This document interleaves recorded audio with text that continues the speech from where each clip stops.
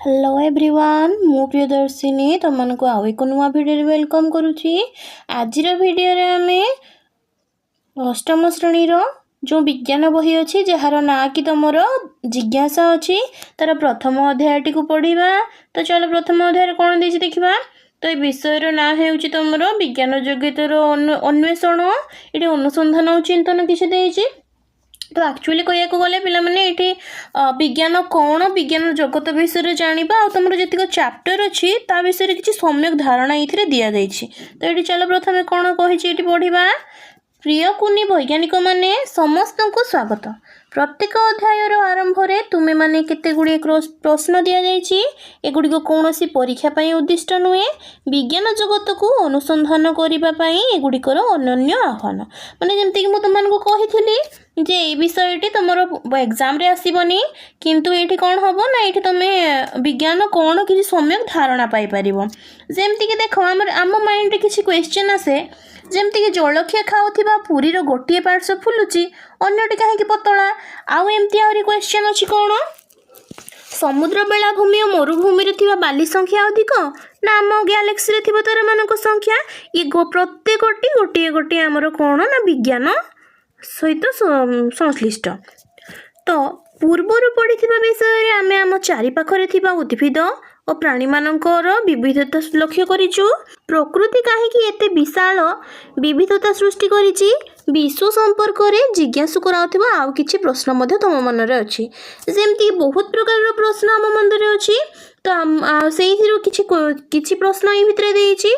तो ये देख कौन देइछि विज्ञान जगत को जानिबा पई जो जिज्ञासा तुमर रही ताहा एही श्रेणी रे तुमे अधिक भाव में जानी पारिबो। माने आमे कोन हमर जो क्यूरियोसिटीटा रहुची जानिबार इच्छाटा जो रहुची विज्ञान जगत को तो आमे एठी जानि पारिबा। दुस्साहसिक अनुसंधानमूलक कार्य द्वारा यह फलप्रद होई पारिबो। पूर्व श्रेणी रे काहेकि किपरि प्रश्न माध्यम आम चतुर्पार्श्व रे आश्चर्यजनक घटना को विज्ञान को किपरि आविष्कार करथिले ताहा जानिछु। पिला माने जेतबे विज्ञान पढ़ुचे सेतेबेले आम माइंड रे कौन आसे प्रश्न काहेकि किपरि ए दीटा क्वेश्चन सबु बेले आम माइंड को आसीबा दरकार जहा फल रे आमे कोन ना आम चतुर्पार्श्व रे माने घटुथिबा सब घटनार कारण आमे जानि परिबा। देख आमे जानिलु जे विज्ञान रो विकास अहरह होई चलीची प्रत्येक प्रश्नर उत्तर एक नूतन प्रश्न तैयारी करि पारे। गभीर अनुसंधान सहित आम धारणा को धीरे धीरे परिवर्तन करि परिबा। वर्तमान अष्टम श्रेणी रे परवर्ती पदक्षेप स्वरूप आम विज्ञान जगतर अधिक अन्वेषण करि जानि परिबा जे विस्मय और विवर्तन ही एकत्रित होई विज्ञान कार्यकारिता को विकास आधार करिथांती। केवल नूतन तथ्य शिखिबा नुहे बरं तथ्य को बाहर करिबा मध्ये एई श्रेणी रो हमर उद्देश्य रहिछि। केवल आमे तथ्य कोन जानि देले हबो तो तार मूल रे थिबा कारणटी को आमे जानिबा दरकार। विज्ञान अनुसंधान अर्थ केवल किछि देखिबा किंबा तत्संपर्कित सरल प्रश्न पचारिबारे सीमित नुह। वर्तमान तुमे अधिक सुचिंतित भाव प्रश्न पचारि परिबो सेही प्रश्न गुड़िकर उत्तर देवा पे सरल परीक्षण करिकि आमे उत्तर जानि परिबा। जेमती कि देख आमे गोटे एग्जांपल टे जदि नबा जेमती कि आमे पूर्व क्लास रे पढ़ीचे आमर अम्ल होगला क्षारक होगला जमती कि मुझे सेटा गोटे जो लेंबू पानीटा अम्ल बोली केमती जानिबो आउ साबुन पानीटा क्षारिया बोली केमती जानिबो। त आमे किछि एक्सपेरिमेंट करिथिलु सेठी जमती लिटमस पेपरटा नउथुलु लिटमस पेपर कलर चेंज होउथला सेथुर आमे जानि पड़थुले सेटा अम्ल कि क्षार।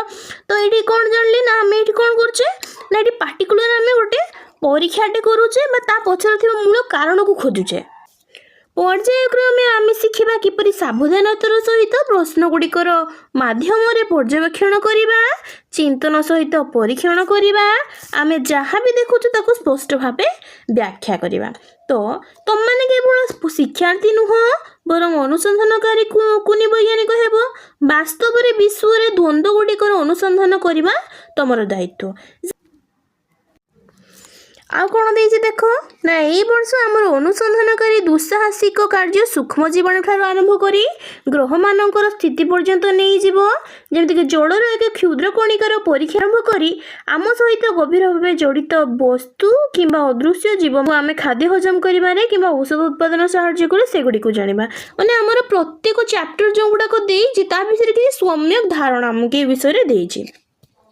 ତ ଦେଖ ପୁଣି କ'ଣ ଦେଇଛି, ସୁସ୍ଥ ରହିବା ପାଇଁ ଆମ ଶରୀର ନିମିତ୍ତ କ'ଣ ଆବଶ୍ୟକ, ଆମେ ଏହି ସଂକ୍ରମଣରେ ସହିତ କିପରି ଲଢ଼ି ପାରିବା, ପୁଷ୍ଟିକର ଖାଦ୍ୟ, ବ୍ୟାୟାମ, ଔଷଧ, ଟୀକା ଆମକୁ ସୁସ୍ଥ ରଖିବା ସହିତ ସଂକ୍ରମଣରୁ ରକ୍ଷା କରିବାରେ କିପରି ସାହାଯ୍ୟ କରନ୍ତି।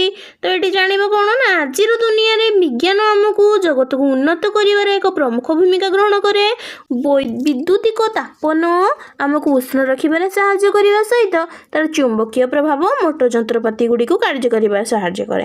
ଏହି ଘଟଣା ଗୁଡ଼ିକ ମୌଳିକ ଭାବେ ବଳ ଉପରେ ନିର୍ଭର କରେ। ବିଦ୍ୟୁତ ଶକ୍ତିର କାର୍ଯ୍ୟକାରିତାକୁ ଅନୁଧ୍ୟାନ କରିବା ପରେ ଆମେ ଯେଉଁ ବଳ ସମୂହ ନିଜେ ଅଧ୍ୟୟନ କରିବାକୁ ଅଗ୍ରସର ହେବା, ଏହି ବଳ ଗୁଡ଼ିକର ଗତି ବୃଦ୍ଧି କରେ ବା ମନ୍ଥର କରିପାରେ, ଦିଗ ପରିବର୍ତ୍ତନ କରିପାରେ। ତ ଆମେ ଟିକେ କ'ଣ ପଢ଼ିପାରିବା ନା ବଳ ବିଷୟରେ ଦେଇଥିବ, ବଳ ବିଷୟରେ ପଢ଼ିବା ଏ ବହିରେ। ଆଉ କ'ଣ ଦେଇଛି ଦେଖ, ବଳ ଗୁଡ଼ିକ ବିଷୟରେ ଜାଣିବା ଫଳରେ ଫିଙ୍ଗା ଯାଉଥିବା ଏକ ବଲ୍ କାହିଁକି ତଳକୁ ଫେରିଆସେ କିମ୍ବା ବ୍ରେକ୍ ଲଗାଇବା ଯୋଗୁଁ ଏକ କାର୍ କାହିଁକି ଅଟକିଯାଏ, ସେଗୁଡ଼ିକୁ ଆମେ ଭଲସେ ଜାଣିପାରିବା ଏ ବହିଟିକୁ ପଢ଼ିଲେ।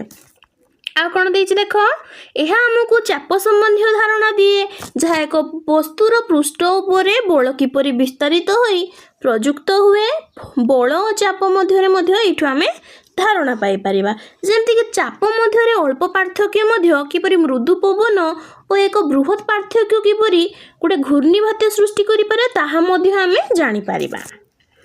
ଏହି ବଳ ଘୂର୍ଣ୍ଣିଝଡ଼ ପରି ପ୍ରାକୃତିକ ଘଟଣା ସହିତ ସମ୍ପୃକ୍ତ, ଯାହା ପ୍ରଭାବରେ କୃଷି ଓ ଆମର ସୁରକ୍ଷା ଭଳି ଦୈନନ୍ଦିନ ଜୀବନଯାପନ ଉପରେ ପଡ଼ିଥାଏ। ଆମ ଚାରିପାଖରେ ଥିବା ପଦାର୍ଥ ଗୁଡ଼ିକୁ ବର୍ଗୀକରଣ କରିବା ବିଜ୍ଞାନର ଏକ ଗୁରୁତ୍ୱପୂର୍ଣ୍ଣ ବୈଶିଷ୍ଟ୍ୟ। ପଦାର୍ଥ ଗୁଡ଼ିକୁ ଯଥାକ୍ରମେ ମୌଳିକ, ଯୌଗିକ ଓ ମିଶ୍ରଣ ପ୍ରକାରରେ ବର୍ଗୀକରଣ କରାଯାଇପାରିବ। ତ ମୌଳିକ କେଉଁଗୁଡ଼ାକୁ କୁହାଯିବ, ବିଶୁଦ୍ଧ ପଦାର୍ଥ ଗୁଡ଼ିକୁ ଆମେ ମୌଳିକ କହିବା। ଯୌଗିକ କେଉଁଗୁଡ଼ିକୁ କହିବା ନା ଦୁଇ ବା ଅଧିକ ଉପାଦାନ ଯାହା ଏକତ୍ରିତ ବାନ୍ଧି ହୋଇ ରହିଥିବ।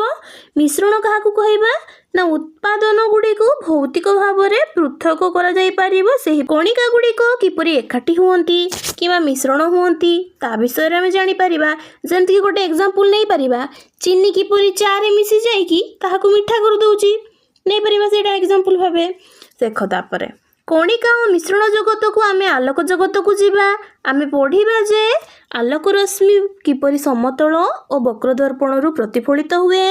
ଲେନ୍ସ ମଧ୍ୟ ଦେଇ ଯିବା ସମୟରେ ଏହା ଗତିପଥରୁ ବଙ୍କେଇ ଯାଏ। ଏହା ଆମ ଚାରିପାଖରେ ଥିବା ଅନେକ ବସ୍ତୁର କାର୍ଯ୍ୟ କରିବାକୁ ବୁଝାଇବାରେ ସାହାଯ୍ୟ କରେ।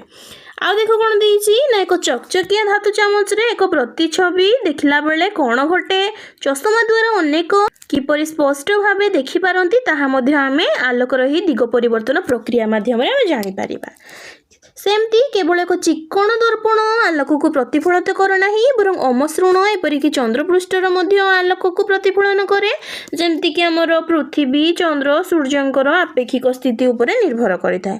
ପ୍ରତ୍ୟେକ ରାତିରେ ଚନ୍ଦ୍ରର କିଛି ଅଂଶ ଆଲୋକିତ ହୁଏ, ଯାହା ଆକାଶରେ ଆମେ ଦେଖିପାରୁ ବା ସୁନ୍ଦର ଚନ୍ଦ୍ରକଳା ସୃଷ୍ଟି କରିଥାଏ ସିଏ। ଚନ୍ଦ୍ରକଳାର ହ୍ରାସ ବୃଦ୍ଧି ଦେଖିବା ପରେ ମଣିଷ ପ୍ରଥମ କ୍ୟାଲେଣ୍ଡର ତିଆରି କରିବାରେ ସକ୍ଷମ ହୋଇପାରିଲା। ସୂର୍ଯ୍ୟୋଦୟ, ସୂର୍ଯ୍ୟାସ୍ତ ଓ ଚନ୍ଦ୍ରକଳାକୁ ଧ୍ୟାନର ପର୍ଯ୍ୟବେକ୍ଷଣ କରି ବିଭିନ୍ନ ପ୍ରକାରର କ୍ୟାଲେଣ୍ଡର ସୃଷ୍ଟି କଲା। ଆମ ଗ୍ରହରେ ଥିବା ବସ୍ତୁଗୁଡ଼ିକ ସହିତ ପୃଥିବୀର ଆମର ଦିନଚର୍ଯ୍ୟା ନିର୍ଣ୍ଣୟ କରୁଥିବା କ୍ୟାଲେଣ୍ଡର ପ୍ରସ୍ତୁତ ହୋଇଛି। ଏହା ଆକର୍ଷଣୀୟ ନୁହେଁ କି? ତ ଆମେ କ'ଣ ଜାଣିଲେ ନା ଚନ୍ଦ୍ରକଳାର ହ୍ରାସ ବୃଦ୍ଧି ଦେଖିକି ମଣିଷ ପ୍ରଥମେ କ୍ୟାଲେଣ୍ଡରଟି ତିଆରି କରିବାରେ ସକ୍ଷମ ହୋଇପାରିଥିଲା। ଦେଇଛି ଦେଖ, କ୍ୟାଲେଣ୍ଡର କେବଳ ସୂର୍ଯ୍ୟ ଓ ଚନ୍ଦ୍ରଙ୍କର ଗତିବିଧି ସହିତ ଜଡ଼ିତ ନୁହେଁ, ପୃଥିବୀରେ ପ୍ରାଣୀ ଓ ସେମାନଙ୍କର ପରିବେଶ ମଧ୍ୟ ଆଶ୍ଚର୍ଯ୍ୟଜନକ ଓ ଜଟିଳ ସମ୍ପର୍କ ରହିଛି। ଛୋଟ କୀଟ ପତଙ୍ଗ ଠାରୁ ଆରମ୍ଭ କରି ବଡ଼ ତିମି ପର୍ଯ୍ୟନ୍ତ, ଛୋଟ ଘାସ ଠାରୁ ଆରମ୍ଭ କରି ମହାଦ୍ରୁମ ପର୍ଯ୍ୟନ୍ତ ପ୍ରତ୍ୟେକ ଜୀବର ଆମ ଗ୍ରହରେ ପରିସଂସ୍ଥା ଗଠନ କରୁଥିବା ବାୟୁ, ଜଳ, ସୂର୍ଯ୍ୟକିରଣ ଓ ଅନ୍ୟାନ୍ୟ ଜୀବ ଉପରେ ନିର୍ଭରଶୀଳ। ଏହି ବହିରେ ଶେଷ ଆଡ଼କୁ ଆମେ କ'ଣ ପଢ଼ିବା ନା ଆମ ପୃଥିବୀକୁ ଜୀବନ ଉପଯୋଗୀ କରୁଥିବା କାରଣ ଗୁଡ଼ିକ ଏକାଠି କରି ବୁଝିପାରିଲେ ଯେ ପୃଥିବୀରେ ଜୀବ ରହିବା କାହିଁକି ଉପଯୁକ୍ତ ହୋଇଛି। ଅତ୍ୟନ୍ତ ଗୁରୁତ୍ୱପୂର୍ଣ୍ଣ କଥା କ'ଣ ନା ପୃଥିବୀ ସୂର୍ଯ୍ୟଠାରୁ ନିର୍ଦ୍ଦିଷ୍ଟ ଦୂରତାରେ ଅବସ୍ଥିତ, ଯେଉଁଠାରେ ପାଣି ତରଳ ଅବସ୍ଥାରେ ରହିଥାଏ। ଏହାର ବାୟୁମଣ୍ଡଳ ରହିଛି ଯାହା ଆମକୁ କ୍ଷତିକାରକ ଅତି ବାଇଗଣୀ ରଶ୍ମିରୁ ରକ୍ଷା କରିବା ସହିତ ଆମ ଶ୍ୱାସକ୍ରିୟା କରିବା ପାଇଁ ଅମ୍ଳଜାନ ଯୋଗାଏ। କିନ୍ତୁ ମାନବକୃତ କାର୍ଯ୍ୟ ଯୋଗୁଁ ପୃଥିବୀର ତାପମାତ୍ରା ବଢ଼ୁଛି। ପରିବର୍ତ୍ତନ ହେବା ଯୋଗୁଁ କ'ଣ ହେଉଛି ନା ଜଳବାୟୁ ସ୍ଥିତି ପ୍ରଭାବିତ କରି ଆମର ବିପଜ୍ଜନକ ପରିସ୍ଥିତି ଆଡ଼କୁ ନେଇଯାଇପାରେ।